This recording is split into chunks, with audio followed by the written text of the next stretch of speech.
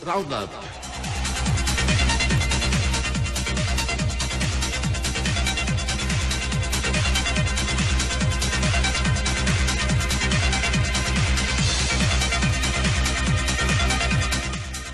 Sports roundup तरतीब पेशकश उबैद ताहिर।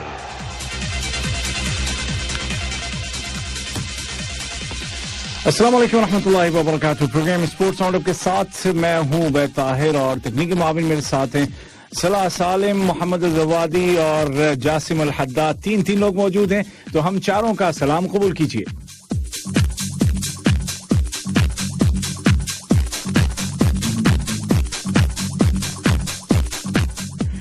जी, खबरों का आगाज करेंगे हम उसी बड़ी खबर के साथ जो कि आप सुनते भी आ रहे हैं और आप देखते भी आ रहे हैं और आप एंजॉय भी करते आ रहे हैं, यानी कि फीफा अरब कप का हाल अहवाल। और फीफा अरब कप में हम जिक्र करेंगे अब सेमीफाइनल्स का, लेकिन सेमीफाइनल्स में वही टीमें पहुंचती हैं जो कि क्वार्टर फाइनल जीतती हैं और क्वार्टर फाइनल का हाल अहवाल भी बताना बड़ा ही जरूरी है क्योंकि बहुत ही दिलचस्प किस्म के मुकाबले हुए हैं। और खास तौर पर कल का जो आखिरी मैच था, यानी कि आखिरी जो क्वार्टर फाइनल खेला गया मराकश और अलजायर की टीमों के दरमियान, यानी कि मोरक्को और अल्जीरिया की टीमों के दरमियान अथमामा स्टेडियम में, ये मैच मुद्दतों में याद रखा जाएगा। दोनों ही मुल्क पड़ोसी मुल्क हैं और दोनों ही जाने जाते हैं बेहतरीन टैलेंट के लिए फुटबॉल की दुनिया में।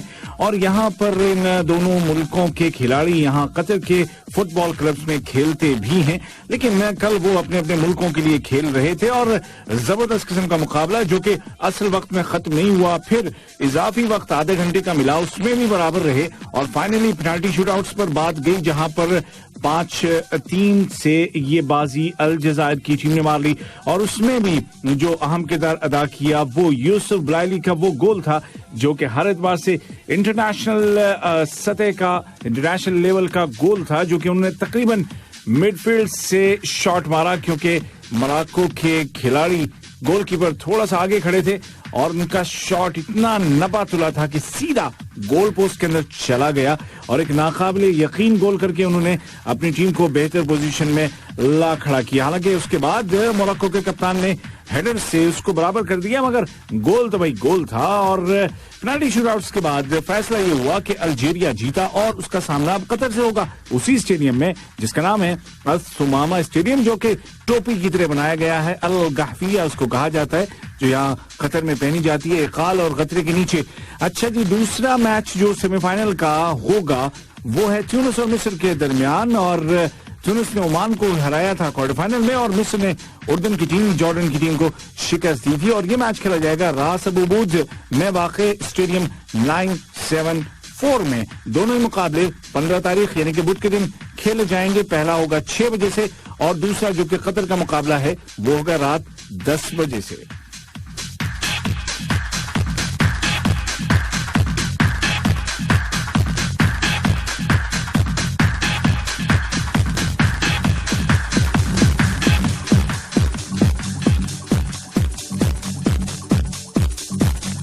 तो जनाब, इसी बात को आगे हम बढ़ाते हैं और बात करेंगे अब हम इसी टूर्नामेंट में उस मैच की कि जिसमें फैसला होगा तीसरी पोजीशन का। और तीसरी पोजीशन किसके दरमियान ये मैच होगा? उनके दरमियान जो कि सेमीफाइनल्स हार जाएंगे, क्योंकि जो जीतेंगे वो तो पहुंच जाएंगे फाइनल में। और फाइनल होगा 18 दिसंबर को, जुम्मे रात नहीं, जुम्मा नहीं, हफ्ता। जी हाँ, हफ्ते के दिन, हफ्ता 18 दिसंबर को। और तीसरी पोजीशन के लिए जो मुकाबला है ये भी होगा उसी दिन और ये दिन कतर का नेशनल डे है। तो सुबह के टाइम परेड देखिए और शाम के टाइम जिस मैच का टिकट हो आपके पास वो देखने स्टेडियम में जाएं। और जिन्होंने टिकट मिस कर दी है, क्योंकि अब तो टिकट्स अवेलेबल है नहीं, तो वो फिर या तो टीवी पर देखें या फिर जहां बड़ी बड़ी स्क्रीन लगाई गई हैं, फैन जोन हैं, वहां पे जाइए और एंजॉय कीजिए।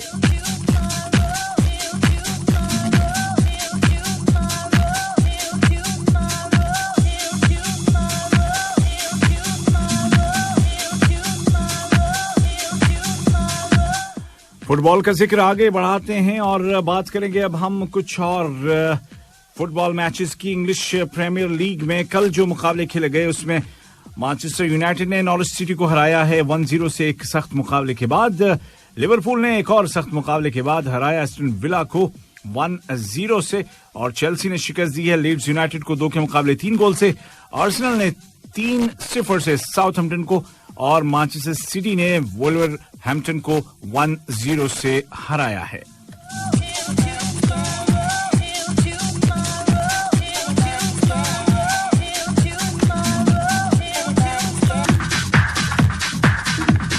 आज इंग्लिश प्रीमियर लीग में जो मुकाबले हो रहे हैं उनमें लेस्टर सिटी 4-0 से न्यूकैसल यूनाइटेड के खिलाफ आगे है और आगे क्या है बल्कि मैच जीत चुका है। बर्नली और वेस्ट हैम यूनाइटेड के दरमियान मैच 0-0 से बराबर रहा है और एक और मैच इस वक्त शुरू हो चुका है क्रिस्टल पैलेस और एवर्टन के दरमियान। जबकि स्पेनिश फुटबॉल लीग के 17वें हफ्ते में आज रियल मैड्रिड का सामना है एटलेटिको मैड्रिड से, जो कि रात को 11 बजे है। तो फुटबॉल के शौकीन इस मैच से फायदा उठा सकते हैं। बार्सिलोना का मुकाबला इस वक्त खेला जा रहा है ओसेसोना के खिलाफ, फैल्कानो के खिलाफ।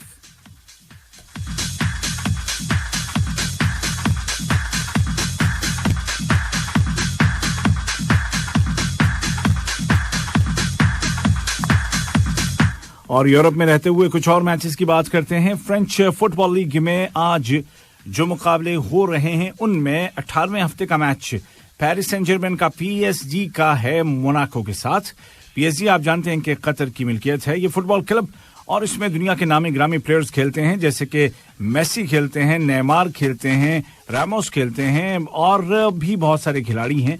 तो ये मुकाबला रात को 11:15 बजे शुरू होगा कतर के वक्त के मुताबिक। आप चाहें तो इसको देख सकते हैं बीएन स्पोर्ट्स पर। और इसके अलावा जो मुकाबले हो चुके हैं उनमें पोर्तो मैच जीत चुका है, नेस ने भी बाजी मार ली है, मेट्स ने 1-4 से लोरिया को हराया है और इसी तरह से एक और मुकाबला जो कि लेल और लियोन के दरमियान था 0-0 से बराबर रहा।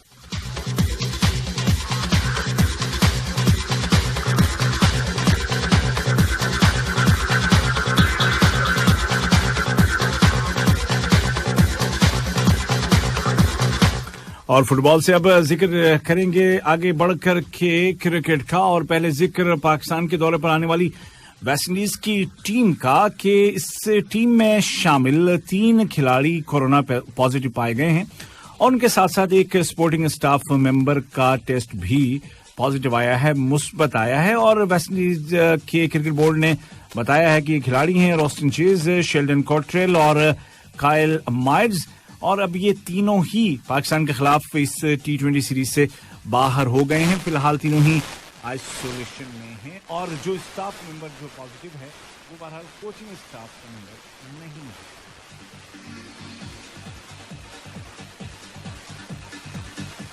पाकिस्तान और वेस्टइंडीज की टीमों के दरमियान T20 सीरीज का पहला मैच कल 13 दिसंबर को कराची में खेला जाएगा और उसके बाद अगले ही दिन दूसरा मुकाबला होगा और ये भी कराची में खेला जाएगा, जिसके बाद एक दिन का गैप आएगा, यानी कि 15 को कोई मैच नहीं है और 16 को मुकाबला है दोनों टीमों के दरमियान। और फिर उसके बाद 18 दिसंबर को पहला ओडीआई खेला जाएगा। उस तरह से T20 सीरीज के बाद ओडीआई सीरीज का आगाज होने वाला है, तो आप बहुत सारे मैचेस आप देख सकेंगे। ओडीआई भी सारे के सारे यहीं कराची में ही होंगे। दूसरा जो मुकाबला है वो 20 तारीख को होगा और तीसरा ओडीआई मैच है जी 22 दिसंबर को। यहाँ पर ये भी मैं आपको बता दूं कि मार्च के महीने में ऑस्ट्रेलिया की टीम को आना है, मार्च और अप्रैल में पाकिस्तान, और ऑस्ट्रेलिया की टीम होपफुली दौरा करेगी और पहला मैच खेला जाएगा। टेस्ट पहला शुरू होगा कराची में 3 मार्च से, दूसरा टेस्ट मैच तयशुदा प्रोग्राम के मुताबिक 12 मार्च से रावलपिंडी में होगा और तीसरा टेस्ट मैच 21 मार्च से लाहौर में खेला जाएगा, जिसके बाद फिर ओडीआई सीरीज का आगाज होगा। पहला ओडीआई मैच खेला जाएगा लाहौर में 29 मार्च को, 31 को दूसरा और तीसरा मैच 2 अप्रैल को होगा और ये तीनों ही मुकाबले खेले जाएंगे लाहौर में। और फिर दौरे में सिर्फ एक T20 मैच शामिल है जो कि 5 अप्रैल को होगा और ये मैच भी लाहौर में खेला जाना है।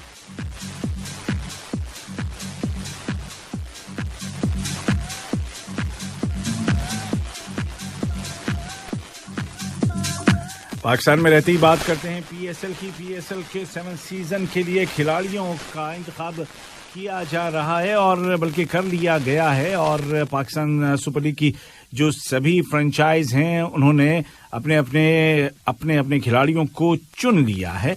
आखिरी इवेंट में हर एक फ्रेंचाइज को इख्तियार दिया गया था कि वो 8 खिलाड़ियों को मैक्सिमम रिटेन कर सकते हैं और इस्लामाबाद यूनाइटेड, कराची किंग्स, लाहौर कलंदर्स, पेशावर ज़ल्मी ने अपने इस सहूलत का पूरा फायदा उठाया है और पूरे 8 खिलाड़ियों को रखा है, जबकि मुल्तान सुल्तान और कोयटा ग्रेडियर्स ने 7 खिलाड़ी बरकरार रखे और उसके बाद दीगर जो खिलाड़ी हैं उनको पिक किया है। ड्राफ्ट के लिए 32 मुल्कों के 425 खिलाड़ी रजिस्टर्ड थे पीएसएल 7 सीजन के लिए और जब खिलाड़ियों को पिक करने का वक्त आया है तो प्लेटिनम कैटेगरी में पहले राउंड में लाहौर कलंदर ने फखर जमान का इंतखाब कर लिया है, जबकि मुल्तान सुल्तान ने टिम डेविड को मुंतखब किया और कराची किंग्स ने क्रिस जॉर्डन को प्लेटिनम कैटेगरी में लिया है। इसके अलावा कोयटा ने जेसन रायत को चुना और इस्लामाबाद ने कॉलिन मिनरो को पिक किया, जबकि पेशावर ज़ल्मी ने हजरतुल्लाह ज़ाज़ाई का इंतखाब किया।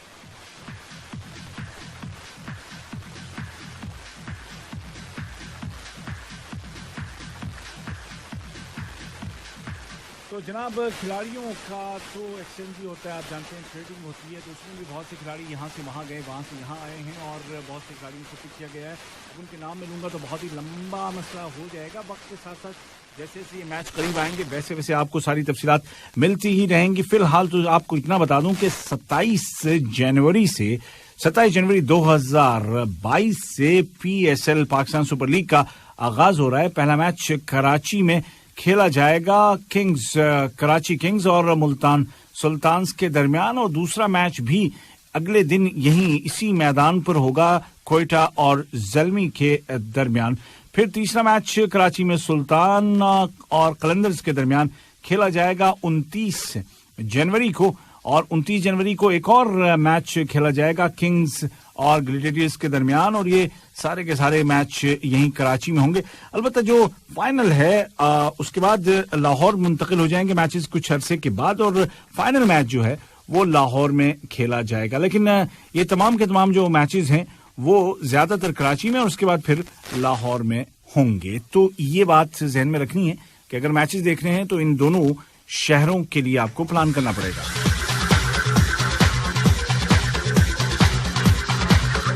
और अगर हमारी तरह बिना जाए देखना चाहते हैं तो फिर टीवी पर मिस मत कीजिएगा। इंग्लैंड और ऑस्ट्रेलिया के दरमियान एशिया सीरीज के पहले टेस्ट मैच में स्लो ओवर रेट की वजह से इंग्लैंड की टीम को 100% जुर्माने की सजा सुना दी गई है और साथ साथ 5 पॉइंट भी आईसीसी टेस्ट चैंपियन के काट लिए गए हैं और ये सजा इसलिए दी गई है मैच रेफरी डेविड बून की जानिब से कि इंग्लिश टीम ने मुकर्ररा वक्त में 5 ओवर्स कम करवाए और उसके बाद तमाम खिलाड़ियों की मैच की 100% फीस जुर्माने की मद में काट ली गई है और उसके अलावा उन्हें पॉइंट्स भी गंवाने पड़े हैं और ये ऐसा हुआ है कि इस साल यानी कि 2021 में दूसरी मर्तबा स्लो ओवर रेट की वजह से इंग्लैंड की टीम को सजा का सामना करना पड़ा है।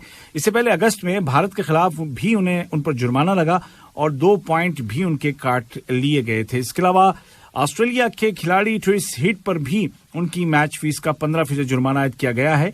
उन्होंने बेन स्टोक्स की गेंद पर कुछ गलत अल्फाज इस्तेमाल किए थे।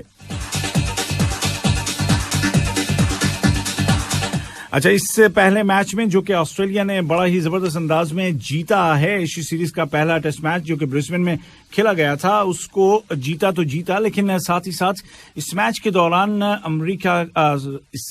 के दौरान ऑस्ट्रेलिया के खिलाड़ी स्पिनर नेथन लियोन ने एक रिकॉर्ड बनाया है और वो दुनिया के जो नामी गिरामी ऐसे स्पिनर्स हैं कि जो 400 या उससे ज्यादा इंटरनेशनल विकेट्स ले चुके हैं उन खिलाड़ियों में शामिल हो चुके हैं और ये एक 17 खिलाड़ियों का बल्कि वो 17वें खिलाड़ी हैं दुनिया के ऐसे स्पिनर के जिन्होंने 400 या उससे ज्यादा टेस्ट विकेट्स लिए हैं। सबसे टॉप पर मुथैया मुरलीधरन है, 800 विकेटें हैं और शेन वॉर्न 708 विकेटों के साथ दूसरे नंबर पर हैं। इस फहरिस्त में शामिल होने वाले नेथन लियोन ऑस्ट्रेलिया के महज दूसरे ऐसे स्पिनर हैं। और अगर मैं बात करूं कि सब कॉन्टिनेंट से बाहर, बड़े सगीर से बाहर रहने वाले जो स्पिनर्स हैं, क्योंकि बड़े सगीर से बाहर आमतौर पर फास्ट बॉलर्स जाने जाते हैं, तो उस फहरिस्त में भी नेथन लियोन दूसरे ऐसे खिलाड़ी हैं महज कि जिन्होंने यहां तक पहुंचने में कामयाबी हासिल की है, 400 का हिंसा पार किया है।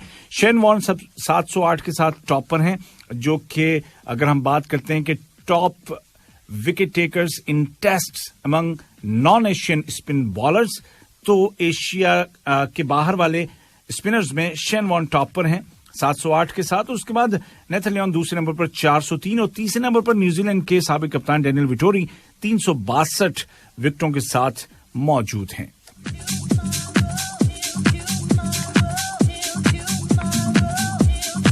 अच्छा जी, नॉन एशियंस की बात की तो एशियन की भी मैं बात कर लेता हूं। और जनाब ज़ैदान इकबाल मैनचेस्टर यूनाइटेड के मैच में उनकी सीनियर टीम में शामिल किए गए हैं और वो इस टीम के लिए खेलने वाले पहले साउथ एशियन और पहले पाकिस्तानी निजात बरतानवी फुटबॉलर बन गए हैं।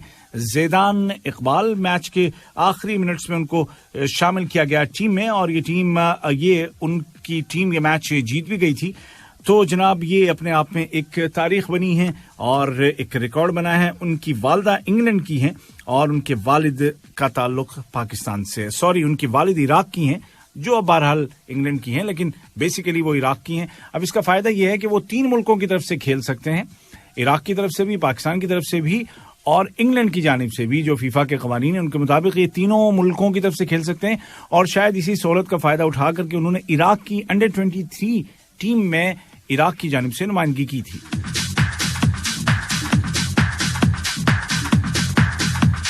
और चलते चलते आपको बता दूं कि अबू धाबी में जो ग्रैंड प्री हुई और जिसमें के मैक्स वर्स्टेपेन रहे चैंपियन, उस फैसले के खिलाफ मर्सिडीज ने अपील लॉन्च की है और ये कहा गया है कि भाई ये जो लुइस हैमिल्टन को पीछे कर दिया गया है तो ये दरअसल कानून की खिलाफ वर्जी हुई है और ये जो कानून का आर्टिकल है 48.8 और 48.12 जो कि सेफ्टी के मुतालिक है, उसकी खिलाफ वर्जी की वर्स्टैपेन ने और फाइनल लैप में उन्होंने गाड़ी इस अंदाज में वो लेकर के आया कि जिससे लुइस को खतरा हो सकता था। तो अब देखते हैं इसका फैसला क्या आएगा। फिलहाल तो स्पोर्ट्स राउंड अप से उबैद ताहिर और जासिम अल हद्दाद को इजाजत दीजिए। फिट रहिए, हिट रहिए, अल्लाह हाफिज।